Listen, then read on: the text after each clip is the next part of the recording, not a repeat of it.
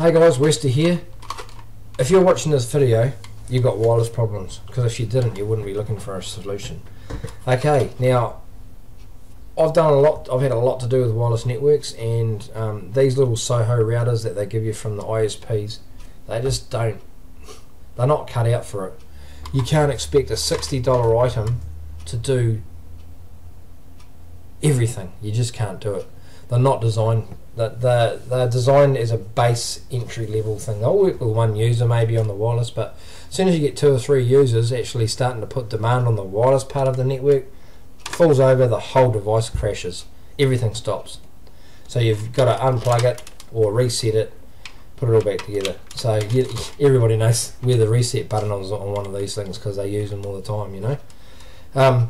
So what you can do is, if you've got a spare one of these lying around, which you usually have if you've changed service provider from place to place, doesn't really matter, what you can do is your main router, where your input is off the service provider, you can turn the wireless off on that device and then turn it on this device, reset this back to factory settings, log into it and turn off DHCP, turn off firewalling, turn off everything except for wireless. So wireless is the you disable if you can disable the WAN interface, anything that will use overhead, and then fire this puppy up, plug your Cat 6 or Cat 5. This is probably only a 100 meg port switch anyway, so Cat 5 from here to your router, and then this will be doing all the wireless. And then see, like, test it. If you've got 3 or 4 people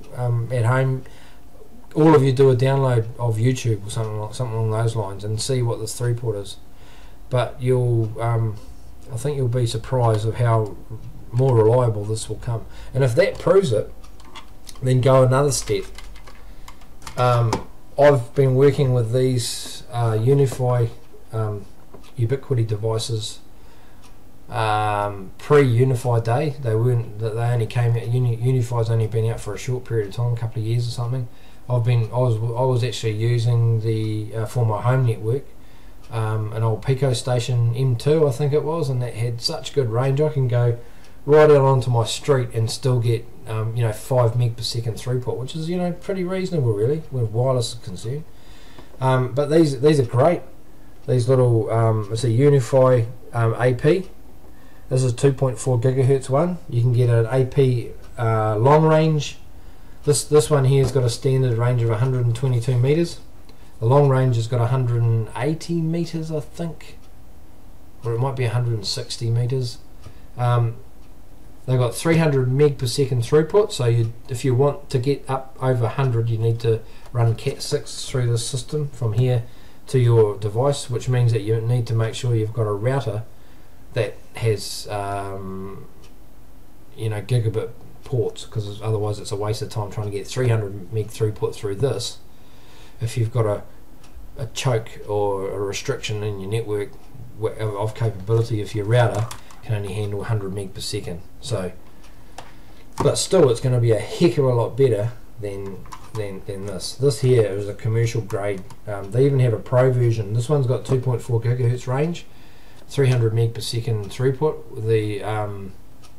The Pro, AP Pro, that's a you tell the big difference. These APs have got a green light LED that lights up to tell you that it's operated and locked in. The AP is actually running if it's locked in. If it's flashing, it's not. But the other ones are blue for the Pro, and the Pro's got 2 and 5 gigahertz, and it can switch through. It's got intelligent algorithms built into it. It can switch through from 2.4 to 5 depending on whether there's traffic congestion or packet loss, on that frequency. It'll switch channels. They're really quite clever, and you can run multiple SSIDs on them, up to 4 on these ones. They run 4. You can run 4 separate SSIDs. You can do virtual VLAN stuff, wireless VLAN. The old traditional days of basically you've got one highway for your wireless and everybody gets to use it, and whoever was on it first, if that data they're using is eating it all up, everybody else has to suffer until they have a bit of a lag, and bang, someone else can get an application in, or have, you know. But these things, you can rate shape the actual data. So if you've got kids at home, you can set them up so that they've only got 5 meg per second. Still, it's fast enough for what they need to do. And you might set up your TV demand for full bandwidth, unrestricted. So you can actually have a lot more management over it. It's pretty easy to use. It's all got graphical stuff. But anyway, enough chat. Try this first. If that proves that this works, then go for the rest.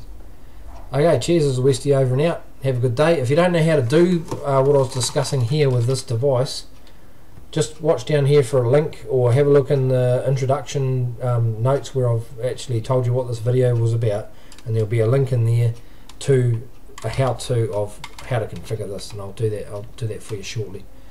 Okay, thanks for watching. Cheers.